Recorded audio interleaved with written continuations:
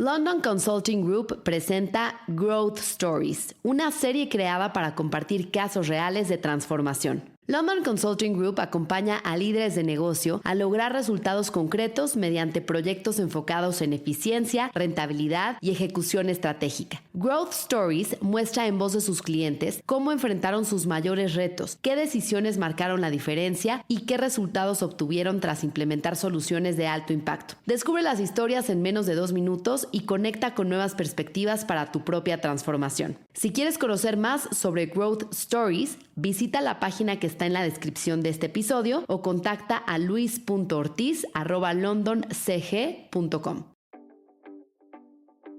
Hola, ¿qué tal? Yo soy Susana Sáenz y te doy la bienvenida al tercer episodio de la temporada de Arquitectura de los Negocios de White Paper sobre Cemex, una de las cementeras más importantes del mundo. En el episodio anterior hablamos de la fascinante historia de cómo la cementera se convirtió en una empresa global bajo el liderazgo del empresario fuera de serie Don Lorenzo H. Zambrano, con las numerosas adquisiciones que hicieron a lo largo de los años y la creación del famoso Cemex Way para estandarizar las operaciones en todo el mundo. La época dorada que la posicionó como una de las 3 cementeras más grandes. Hoy me enfocaré en una etapa más compleja y desafiante. El momento en que Cemex enfrenta un bloqueo comercial en Estados Unidos, su entrada triunfal a ese mercado a través de adquisiciones, la fundación, el spin-off y venta de Neoris y por último, y en lo que nos quedamos en el episodio anterior, la apuesta más arriesgada de su historia, la compra de la australiana Rinker, justo antes de la crisis financiera global.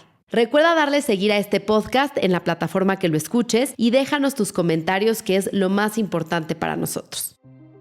A finales de los 80, recordemos que Cemex ya no era solo una cementera mexicana. Era una empresa ágil, moderna y obsesionada con la eficiencia operativa, con plantas modernas en el norte del país y acceso logístico privilegiado al Golfo de México. También pongamos en contexto que México en los 80 era una economía fuertemente afectada por macroinflación, devaluación de la moneda constante y mucha volatilidad. Una estrategia para contrarrestar esto era empezar a exportar. Y así comenzaron a exportar cemento a granel a Estados Unidos, especialmente a estados como Texas, California y Florida. En esa época, las ventas de exportación de Cemex empezaban a ser representativas con algo así como el 27% y 2 de 3 bultos de cemento exportados a Estados Unidos por empresas mexicanas eran de Cemex. En 1989 decidieron consolidar su presencia en Estados Unidos y compraron por $45 millones empresas que les permitían operar directamente en el territorio. Compraron la Houston Concrete Products and Aggregate Transportation Inc. Sin embargo, al hacer este movimiento, los productores locales se sintieron amenazados y de inmediato Clarence Comer, quien era director ejecutivo de Southdown Inc., organizó una reunión en Houston con otros 6 productores de cemento que tenían operaciones en los estados de Texas, Arizona, Nuevo México y Florida. Les puso en la reunión al famoso abogado Joe Dorn,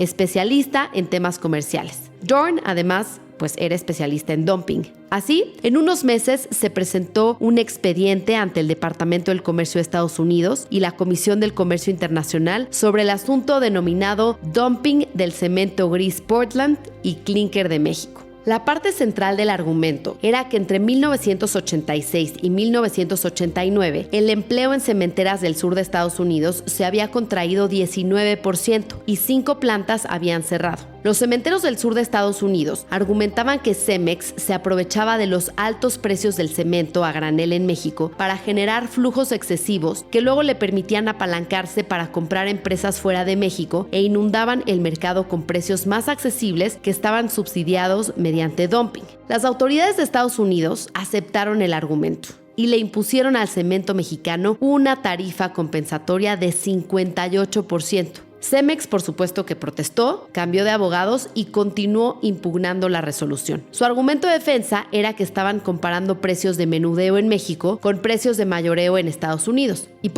esto no funcionó. Y se dice que Cemex, en esta defensa, contaba con muchísimo apoyo del gobierno mexicano, en este caso del gobierno de Carlos Salinas de Gortari. Recordemos además que en esos años estaban en plena negociación del Tratado de Libre Comercio, que entraría en vigor unos años después, el 1 de enero de 1994, el Telecán. Pero en efecto era otro mundo hace apenas 30 años. La tarifa compensatoria se mantuvo por años, aunque claro, después Cemex comienza a cotizar en el New York Stock Exchange el 15 de septiembre de 1999, como les platiqué en el episodio anterior, y un año después, en el 2000, compra al dueño de Southdown y básicamente se convierte en dueño de la empresa que originó la demanda de dumping en su contra. No obstante lo anterior, la tarifa compensatoria no se quitó hasta el año 2006 y fue por un tema meramente político, ya que la devastación del huracán Katrina impulsó la demanda del producto, del cemento, y ahí es cuando se levanta esta medida. No les convenía tener cemento con tarifas. 16 años duró esta disputa. Ahora, como dicen que todo it's a blessing and a curse, si Cemex no hubiera sufrido este bloqueo en 1990, pues quizá nunca se hubiera convertido en la empresa global que hoy conocemos, porque se hubiera enfocado en el mercado más grande del mundo, Estados Unidos, y no habría volteado a ver en 1992 las plantas en España, que fueron el origen de toda la ruta de expansión global. Entonces digamos que este bloqueo le ayudó a diversificar, porque 5 años después de esta demanda, Cemex ya estaba en 54 países y 8 años después podría entrar con la compra de RMC.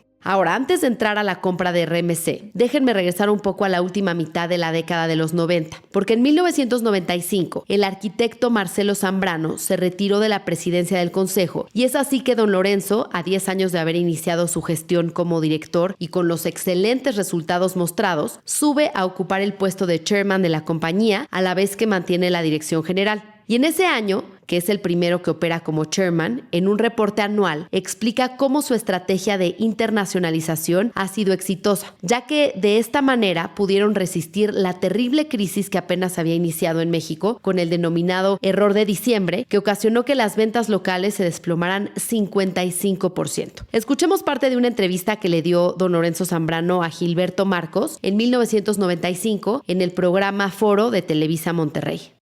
Yo me acuerdo muy bien que alguien me decía, y con toda razón, lo he estado yo siguiendo ese consejo, de que siempre en el último año de un sexenio mexicano y el primero hay que estar con liquidez y hay que estar pues a una posición, digamos, defensiva. Es una realidad. Y entonces, imprudente tomar decisiones riesgosas o tomar decisiones en que ponen a la compañía con un apalancamiento arriba del que debe de tener en el sexto y en el primer año de un nuevo gobierno. Esa ha sido la historia, desgraciadamente. Ha sido así. Eso es prudencia. La compañía debe 3.200 millones de dólares. Suena mucho, pero es una compañía muy grande. Ya somos una compañía muy grande. Entonces, ¿Lo dejan dormir esos millones? Sí, por supuesto. No es una deuda grande, es una deuda que podemos cubrir de forma manejable, cómoda. No solo manejable, es cómoda. Podemos cubrir 2 veces los intereses que estamos pagando ahora y tenemos resuelto para este año y el que entra todos los vencimientos de la deuda que tenemos. De nuevo, el buen consejo que me dieron hizo que trabajáramos muchísimo, sobre todo el grupo de finanzas de Cemex, en pasar la deuda a más largo plazo y que los vencimientos de la deuda se fueran dando más hacia 96 y 97 y no este año o el pasado. Y como sabemos, la política no está exenta de los negocios. Y aquí les dejo otra parte de la entrevista de don Lorenzo con Gilberto Marcos, donde habla de Estados Unidos y Cuba. Cuando veo una economía un país que está pasando a una forma más racional de manejar su economía, implica para muchos una oportunidad de negocio. Y Cuba leía en la revista americana Time recientemente, como muchos empresarios europeos, canadienses y mexicanos están tomando esas oportunidades y los americanos están quedando atrás. El día que se decidan entrar a Cuba, ya no va a haber lugar para ellos porque ya sus competidores internacionales basados en otros países estuvieron ahí primero. ¿Y ustedes no han pensado en esa posibilidad? Nosotros estamos dando asistencia técnica a una cementera cubana del gobierno, una cementera hecha por el gobierno cubano a principios de los 70, en fin, y estamos presentes ahí. En 1996, el Departamento del Comercio estadounidense les comunicó a Zambrano y a su plana mayor que no podían viajar más a Estados Unidos debido a la entrada en vigor de la ley Helms-Burton, que los obligaba a dejar de producir y operar en Cuba. La decisión fue fácil, se deshicieron rápidamente de esa operación que consideraban menor. Seguimos avanzando. y llegamos a finales de los 90. Ciber Lorenzo a tope con Neoris, la subsidiaria que empieza como una fábrica de software in-house, pero que se empieza a expandir a servir a otros clientes corporativos como BBVA y Alfa, y que en un año normal podría facturar unos $200 millones de servicios internos y a terceros. Recordemos que don Lorenzo era parte del Consejo Global de IBM, que en esa época pues ocupaba la posición que hoy quizás tiene un Salesforce o un Oracle en la escena del software empresarial Tier 1. Neoris empezó llamándose Semtech y la idea era, como platicaba, dar servicios internos de soporte informático, innovación, planeación y analítica. Crecieron de un staff original de 50 personas a más de 1,000. Una métrica relevante es que en 1987 Cemex invertía el 0.25% de sus ventas en TI, pues para 1999 el porcentaje se habría cuadruplicado para ser equivalente al 1% de sus ventas totales. Y es en ese contexto que en la fiebre de las .com crean CX Network por recomendación de BCG. Y ahí nacen Latinexus y Neoris, que quiere decir Nuevos Horizontes. Latinexus era un portal B2B que tenía de socios a Cemex y Alfa de México, más 2 conglomerados brasileños, y que veían hacer e-procurement, es decir, una especie de Alibaba para B2B de Latinoamérica. De esto platiqué con Nacho Gómez del Campo, quien estuvo 20 años en Cemex en la división comercial.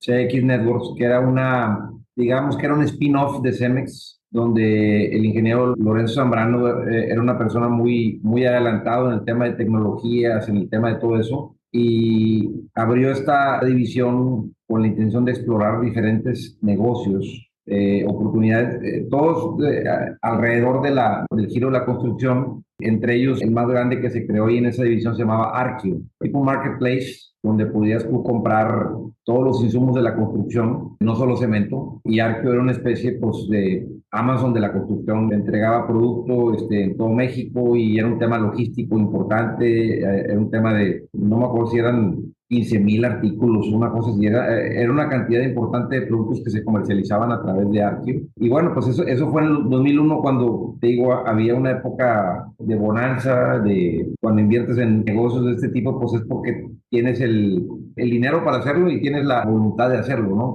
Pasa la crisis de las .com y al no alcanzar la escala hacen lo que conocemos como un pivot. Intentan un portal de logística para la industria de la construcción que tampoco funciona, pero el segundo pivot se convierte en lo que hoy conocemos como Construrama, que se vuelve una cadena de retail brick and mortar para distribución de cementos y otros materiales de construcción, que hoy tiene más de 1,900 puntos de venta con más de 900 concesionarios. La otra empresa que se fundó y convirtió en Neoris fue dirigida por Martín Hecker, que en ese momento era socio de BCG, la consultora favorita de Cemex. Y es en 2005 que se abre Neoris a vender servicios a terceros fuera de Cemex. Neoris se convierte en un spin-off de Cemex que en 2024 termina de ser desinvertida con una evaluación cercana a los $600 millones, al haber obtenido poco más de $200 millones por el 34.8% de participación que todavía tenían.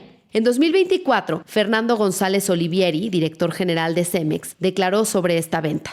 Cemex fundó Neoris hace más de 20 años y la convirtió en un líder global en consultoría tecnológica. Estamos orgullosos de su trayectoria y del papel que ha desempeñado para ayudar a Cemex a convertirse en un pionero de la industria en tecnologías digitales. Cemex inició la venta de Neoris en 2022 al anunciar la venta del 65% de su participación al fondo de capital privado Advent International, que también vendió su participación en Neoris a EPAM.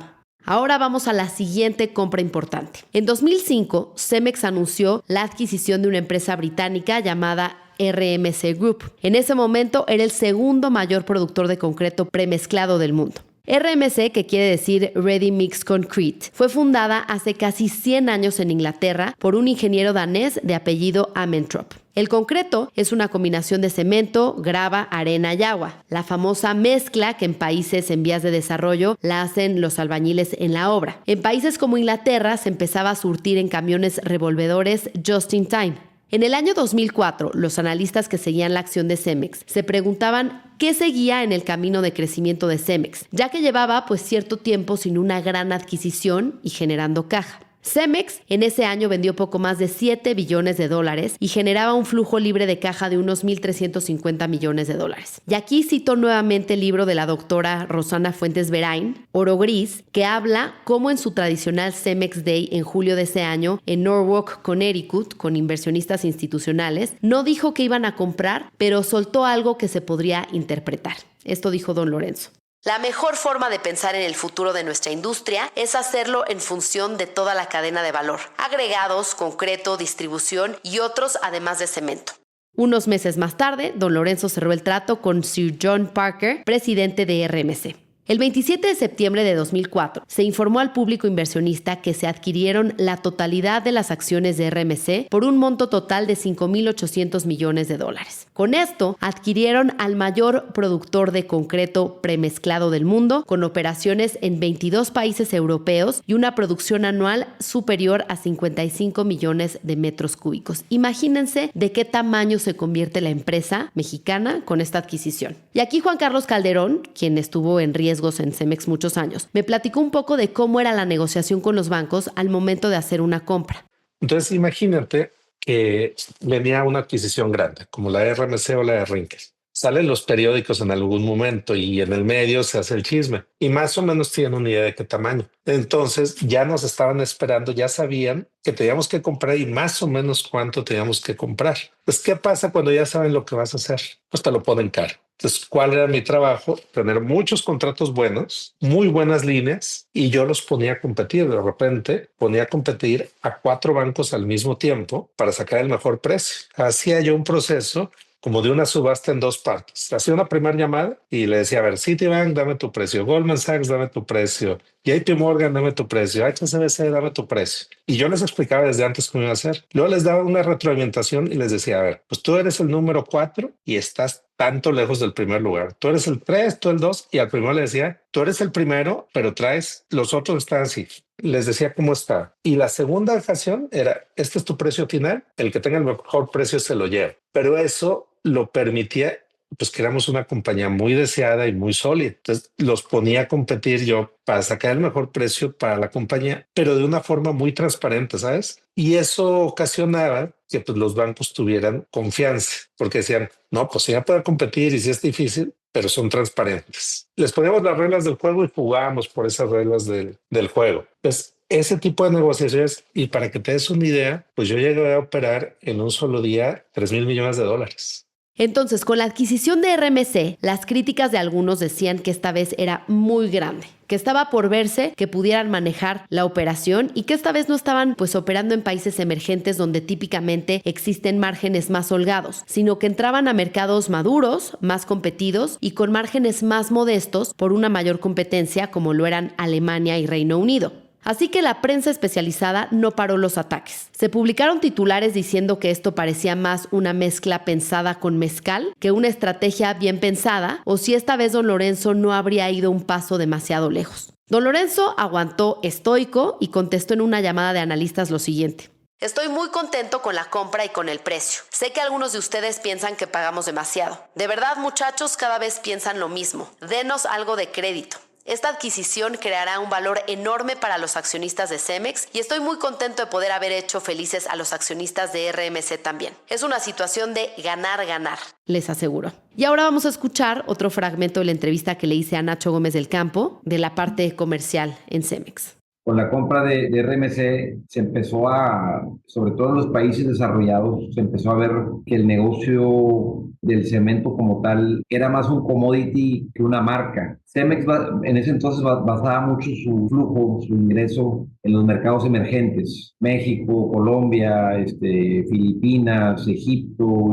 toda Latinoamérica, donde el comprar cemento, sobre todo en sacos de 50 kilos, con la marca de Cemex, te permitía venderlo a un premium, o sea, venderlo con un porcentaje X10, 15% que en un commodity es mucho. En un commodity, como lo es el cemento, pues realmente el cemento de Holcim o de Moctezuma o de Cruz Azul es muy similar, tiene las mismas propiedades. Quizá pues nosotros obviamente decíamos que el nuestro era mejor y pues sí tenía algunos atributos que lo hacían mejor, pero no era como que el otro cemento no funcionara o se te fuera a caer la casa, ¿no? Pero aún así lograbas venderlo por encima de la competencia. Entonces, eso te permitía un EBITDA mayor, sobre todo en los mercados emergentes. También nos compartió su experiencia Juan Carlos Calderón con esta compra y un poco de la forma de trabajar en esos momentos.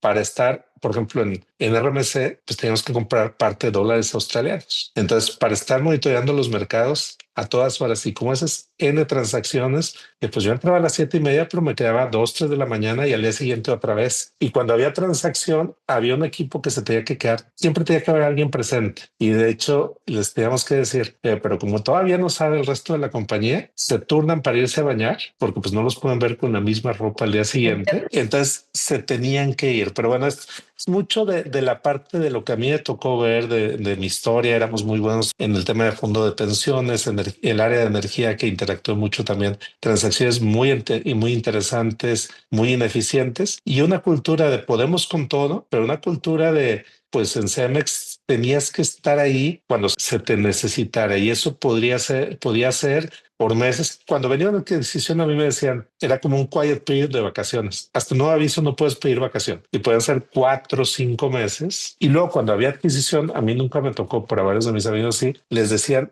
pues mañana te vas a ir, o bueno, no mañana, en una semana te vas a ir a Londres porque hay una adquisición. Y la cultura era dura. Si decías que no te corrían, pero pues decían, te hacían un poco a un lado porque ya no podían contar contigo, ¿no? Como ya lo habían hecho en otras adquisiciones, implementaron el famoso Cemex Way para integrar culturas, procesos y sistemas. Era una maquinaria bien aceitada. Todo parecía ir viento en popa a pesar de las críticas del mercado y la prensa especializada. Un año después, el Financial Times reconoció con una nota que podríamos traducir algo así como de cómo los viudos alegres convencieron a los escépticos, firmada por John Oeters, corresponsal en México de esa época. Y es que el título de los viudos de Cemex fue acuñado en la prensa unos años antes porque decían que don Lorenzo, al ser workaholic, les exigía demasiado a sus ejecutivos, quienes no tenían tiempo para su familia. Algo similar al término de las viudas del golf. Aquí les decían los viudos de Cemex y de esto hay opiniones encontradas entre Juan Carlos Calderón y Cosme Furlong. Escuchemos.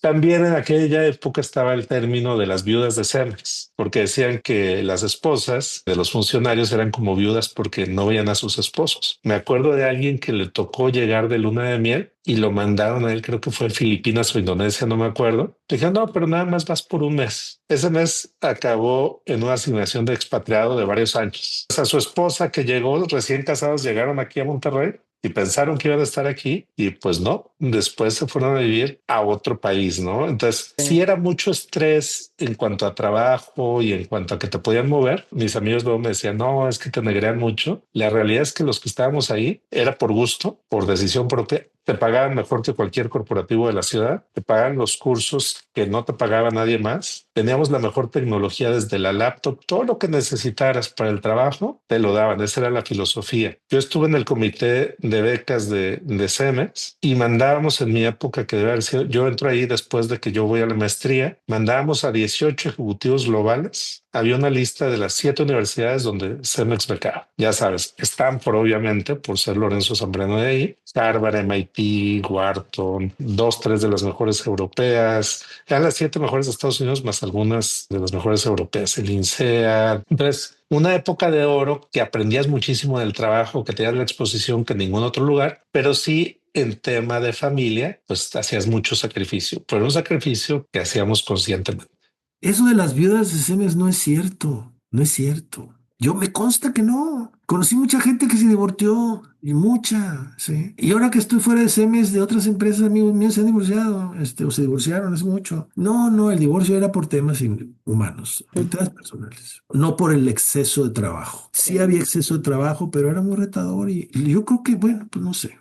No quiero generalizar, pero yo creo que las esposas entendían, al menos la mía. Regina es una madre maravillosa porque yo viajaba como 200 días al año. El último año viajé 272. Entonces, ya estaba yo muy cansado, pero siempre muy orgulloso Regresando a la nota publicada por el Financial Times, la cito tal cual. La decisión de Cemex de adquirir uno de los mayores jugadores en Europa Occidental, RMC, fue recibida negativamente en los mercados como una medida que los alejaba de sus fortalezas fundamentales. Las dudas se han desvanecido. El precio de la acción de Cemex ha aumentado en 2/3 en el curso del año en el que se anunció la operación. Authors describió como viudos a los 400 empleados de Cemex que tuvieron que viajar sin familias a los países donde operaba RMC para identificar sinergias en el PMI y donde se dice que encontraron 360 millones en lugar de los 200 que había calculado originalmente. Daban un ejemplo de la planta en Inglaterra que antes de la venta operaba al 71% de su capacidad instalada y un año después la llevaron al 93%. Así todo parecía que iba mejor que nunca. Pero lo mejor o lo peor aún estaba por venir. En 2007, Cemex lanza una oferta por la australiana Rinker Group, uno de los mayores proveedores de materiales de construcción en Estados Unidos y Australia. La compra fue hostil. La empresa australiana no quería vender y terminó costando más de $14,000 millones. Fue una de las adquisiciones más grandes hechas por una empresa latinoamericana hasta ese momento. Rinker tenía una posición dominante en el mercado estadounidense, especialmente en estados como Florida, Arizona y Texas. Y eso era exactamente lo que Cemex buscaba, reforzar su presencia en el mercado más importante del mundo, Estados Unidos. Pero el timing no pudo ser peor. Solo unos meses después de cerrar la operación, estalló la crisis financiera global del 2008. Veamos más a detalle el 27 de octubre de 2006, cuando el mercado recibe la noticia de que Cemex tiene permiso de las autoridades estadounidenses de competencia económica para concluir la oferta hostil por la australiana Rinker. El mercado, a diferencia de otras ocasiones anteriores, no lo recibió de forma negativa. Ese día sus títulos subieron más de 2.5%. El 4 de abril de 2007, unos 6 meses después, el Departamento de Justicia de Estados Unidos, país donde estaba el 80% del volumen de operaciones de Rinker, dio luz verde a esta operación. La condición, tan solo en Arizona y Florida, era que tenían que vender 39 plantas. Esto sucedió a mitad de Semana Santa de ese año, lunes 9 de abril. Cuando los mercados vuelven a abrir, Cemex anunció que elevaba su oferta hasta $15,300 millones desde los 12,800 originales. Con lo cual, el Consejo de Administración de Rinker no tuvo más que aceptar. En la prensa de Australia, John Marshall, chairman de Rinker, describió la noticia como bittersweet, agridulce. Cemex, de un plumazo, nuevamente aumentaba sus ingresos anuales casi 1/3 y llegaba a ingresos de $25,000 millones, además de convertirse en el primer productor mundial de concreto. En el comunicado de prensa mencionan cómo tuvieron que subir su oferta original 22%, pero aseguran que cumplían sus criterios de inversión, que recordemos consideraban cada compra debía generar valor mediante sinergias y una mejor operación. Esto me dijeron las personas que entrevisté en la temporada de Arquitectura de los Negocios. Empecemos por Cosme Furlong, seguido de Nacho Gómez del Campo y terminamos con Juan Carlos Calderón. Y la crisis de Cemex fue después de que yo me salí, con la compra de Rinker. Ahí fue el tronadero, eso ya no me tocó, pero la verdad es que todavía está ahí. Siguen como en 50 países, eran 60, ahora son 50. Y sigue siendo una empresa rentable y multinacional. ¿Ya decidieron una estrategia más conservadora? Sí. ¿Que la acción no se ha recuperado? También. Pero ahí está Cemex. Y ojalá hubiera más como Cemex, más como Bimbo, hay más, ya hay muchos más. Lo Rinker fue un golpe duro para él y para toda la compañía, porque todos estábamos acostumbrados cada año era a ver ahora qué empresa compramos, a ver a quién le toca moverse a Singapur, a Alemania, a implementar el Cemex Way famoso, que era la forma de hacer negocios que tenía Cemex. Entonces compraba una empresa y implementaba el modelo de negocio de Cemex, el modelo de hacer las cosas de Cemex. Obviamente también se aprendían, porque no era como que fuera el Cemex Way, también se iba enriqueciendo con cada compra, ¿no? Te das cuenta que a lo mejor había mejores formas de hacer ciertas cosas. Cemex, su propia historia de éxito, yo creo que nos llevó a un exceso de confianza, es decir, pues si he hecho esto muchas veces desde la compra de Valenciana de Cementos, porque siempre era la receta: pide prestado, compra, saque eficiencias, paga tu deuda y una vez acabado, estabilizas tantito en lo que el equipo, yo no estaba en el equipo de adquisiciones, pero había un equipo que estaba viendo eso y cuando el equipo de adquisiciones decía, ya tenemos otra, el equipo de financiamiento de la compañía entraba y luego yo entraba un poquito después con las divisas y los derivados y era otra y otra vez. Creo que el problema, si lo ves en una gráfica, es que se hizo las compras exponenciales. Ahí también yo creo que sobrepagamos. Y luego llega la crisis financiera, que fue la crisis financiera global más grande después de la Gran Depresión de los 30. Estuvimos a nada de caer en una depresión global. Entonces, exceso de riesgo, exceso de tamaño, riesgo de corto plazo en financiamiento, exceso de tamaño de la compra y con la crisis más grande. Pero el Cemex de aquella época, en lo que yo viví, era un Cemex muy dinámico, hacíamos transacciones que nadie más hacía. La burbuja inmobiliaria colapsó en Estados Unidos apenas 1 año y medio después. Se detuvieron los proyectos de construcción, cayó la demanda de materiales y con ello los ingresos de Cemex. Además, el portafolio de los lugares en donde estaba, me refiero a operaciones en países en desarrollo, la moneda se depreció. Entonces, con un dólar fuerte y con una deuda en dólares, fue muy complicado, porque aunque subieran los precios, no generaban más dinero en dólares. Esto nos comparte Nacho Gómez del Campo.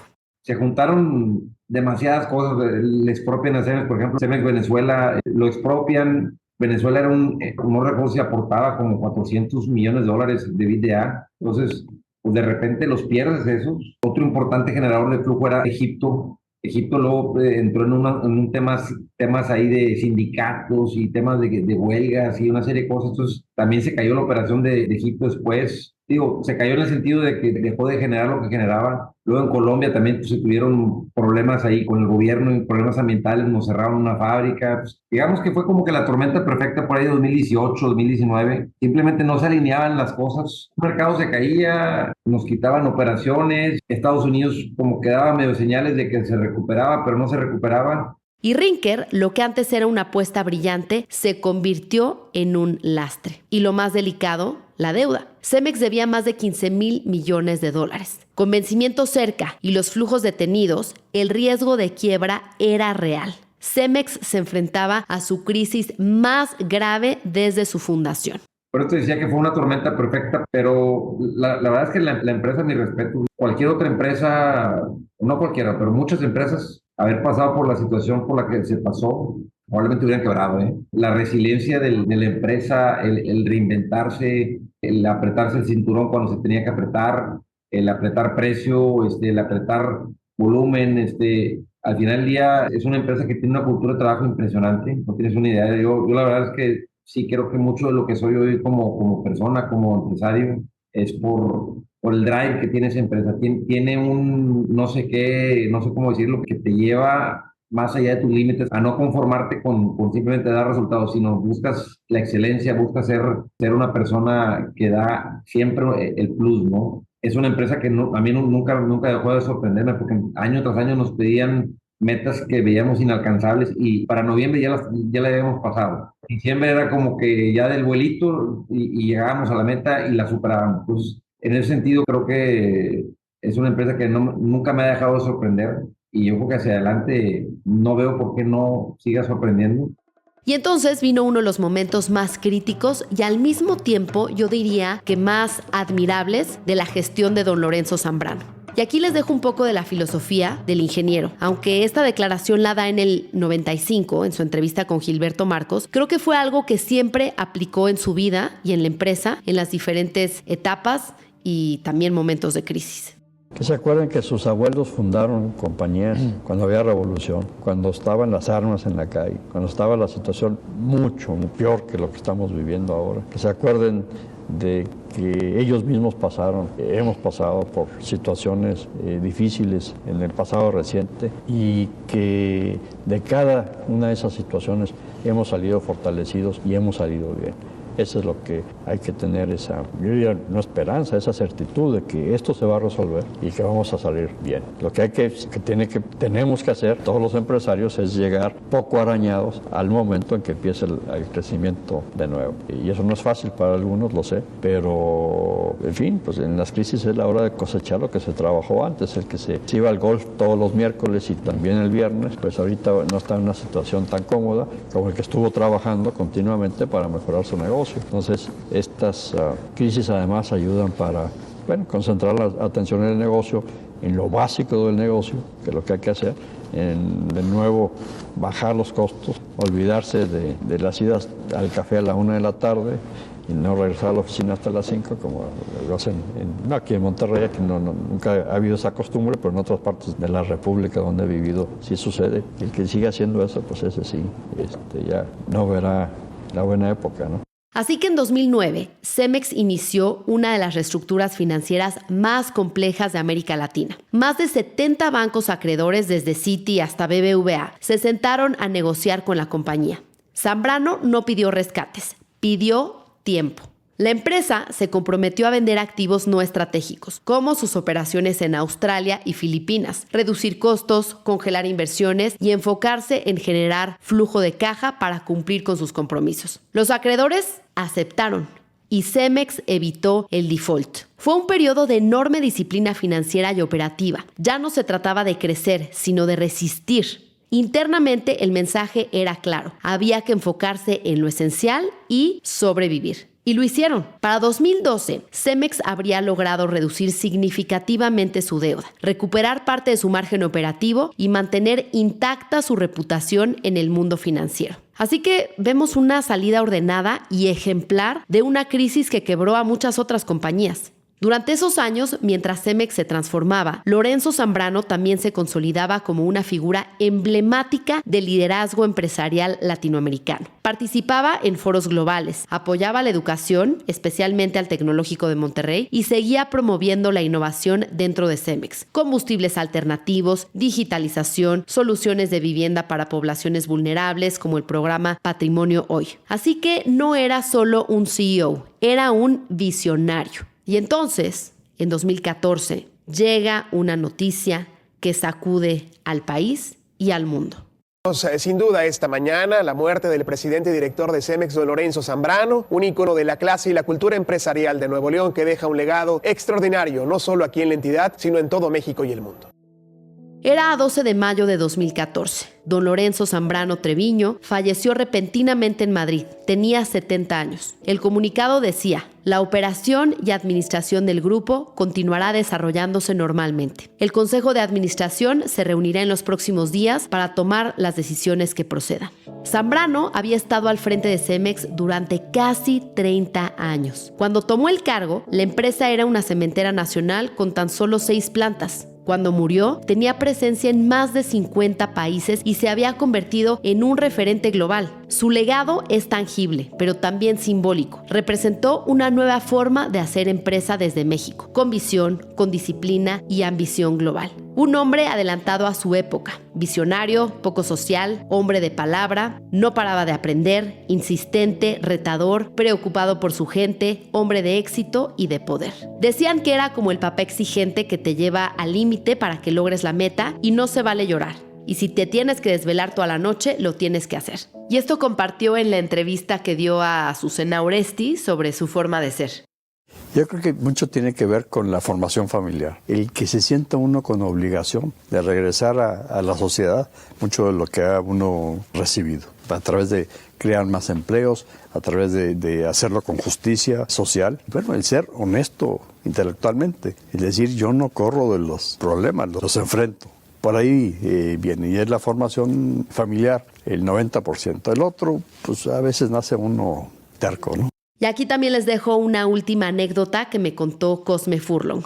Lorenzo era un ejecutivo súper brillante que tenía mucho hambre del éxito. Era un ejecutivo que siempre estaba retándose a sí mismo y retándonos a los demás. Y era un ejecutivo que siempre estaba aprendiendo. Te voy a poner los ejemplos nomás del aprendizaje. Por ejemplo, no estaba en el quórum, pero siempre se iba a Davos, al Foro Mundial. Y así como ese, decidí asistir a algunos programas globales que en Stanford, que en Harvard, donde él podía entender qué estaba pasando en el mundo. Él iba. Otra característica de él, que leía muchísimo, muchísimo.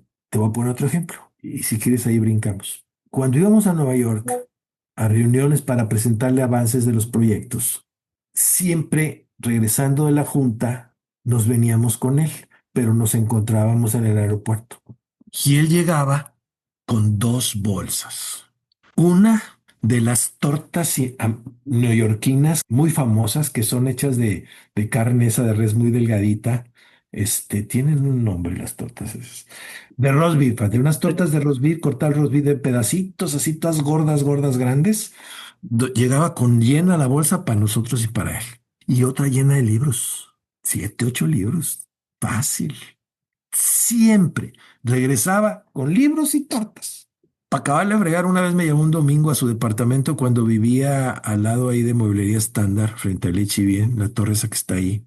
Atrás de Mueblería, de la antigua Mueblería Estándar, hay una torre de departamentos, ahí vivía. Me mandó llamar un domingo porque quería algo y fui y había un cuarto donde tenía una silla esa en forma de huevo. Él vivía solo en el departamento. Ese cuarto seguramente era una recámara, pero no era recámara. Iba a ser o hubo o fue una recámara. Estaba sentado en ese huevo, oyendo música aquí con las bocinas de acá, ¿verdad?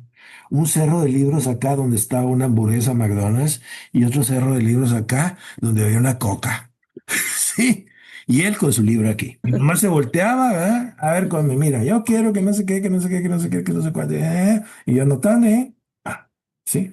Es decir, él era un hombre que siempre aprendía, pero tenía otra característica y esa es la última. No nomás se retaba a sí mismo, nos retaba a nosotros. Días antes de su partida, nuestra querida colega Bárbara Anderson tuvo la oportunidad de entrevistar a don Lorenzo Zambrano en Milenio y le preguntó sobre si ya tenía planes de sucesión, a lo que respondió lo siguiente y cito tal cual.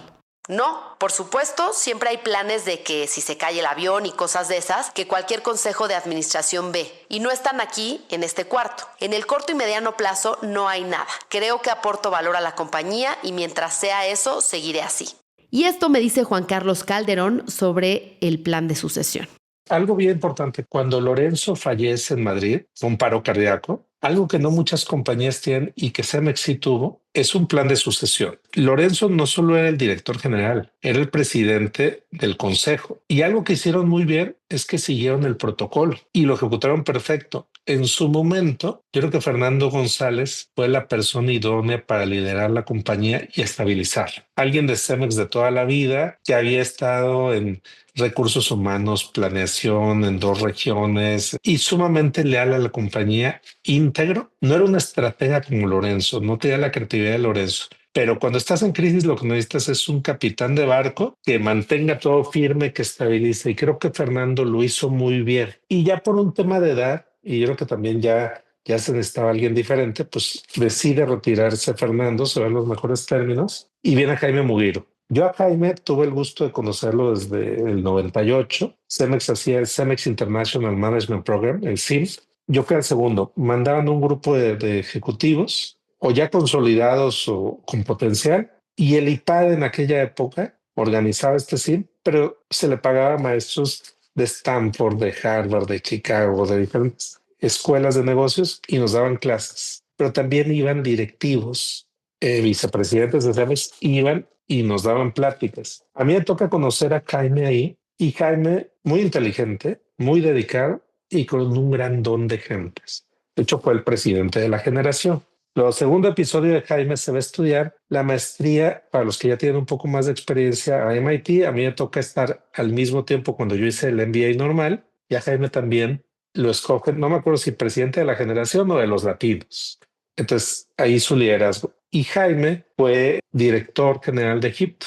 Cuando hay todo el tema de la caída del régimen en Egipto, no me acuerdo los años, de haber sido 2005, un poquito después, dicen que Jaime es el único director general expatriado que se queda. Cemex le ofreció salir de Egipto y seguir manejando. Él se queda en Egipto porque dice, no, ahorita es cuando más se necesita. Y se queda a trabajar y de ahí empieza a crecer. Y luego cuando hay un cambio de director en Estados Unidos, le dan la oportunidad a Jaime y le va muy bien. ¿Qué te quiero decir de Jaime? Es un tipo brillante, es un tipo muy disciplinado, es un tipo dedicado, pero tiene una característica más que lo hace, yo creo que excepcional. Bueno, es un tipo estratégico, pero es un tipo con un liderazgo muy humano. Entonces, creo que Fernando lo hizo muy bien, estabilizar, pero creo que Jaime lo va a hacer todavía mejor porque tiene esa inteligencia, esa sagacidad que tuvo Lorenzo, pero Lorenzo era duro. Sí, Lorenzo era como ese papá exigente que te lleva al límite para que logres la meta y no se vale llorar y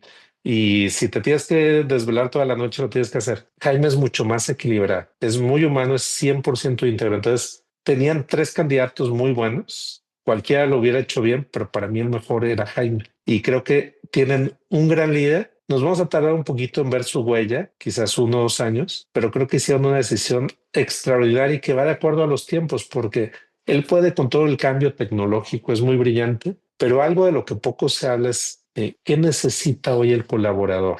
Cemex, como muchas empresas, ha tenido momentos de gloria, de crisis, de transformación. Pero si algo ha demostrado es que su historia está escrita con concreto literalmente. El caso de dumping, la expansión hacia Estados Unidos, la adquisición de Rinker y la sobrevivencia ante la crisis son capítulos de una historia de resiliencia y de visión. En el siguiente capítulo haremos un resumen de qué pasó con la compañía los siguientes 11 años después de la muerte de don Lorenzo Zambrano y haremos un análisis financiero de dónde se encuentra hoy la empresa, así como el precio de su acción.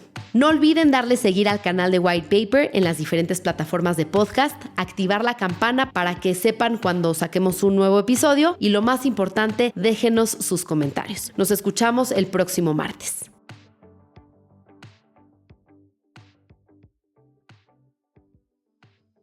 London Consulting Group presenta Growth Stories, una serie creada para compartir casos reales de transformación. London Consulting Group acompaña a líderes de negocio a lograr resultados concretos mediante proyectos enfocados en eficiencia, rentabilidad y ejecución estratégica. Growth Stories muestra en voz de sus clientes cómo enfrentaron sus mayores retos, qué decisiones marcaron la diferencia y qué resultados obtuvieron tras implementar soluciones de alto impacto. Descubre las historias en menos de 2 minutos y conecta con nuevas perspectivas para tu propia transformación. Si quieres conocer más sobre Growth Stories, visita la página que está en la descripción de este episodio o contacta a luis.ortiz@londoncg.com.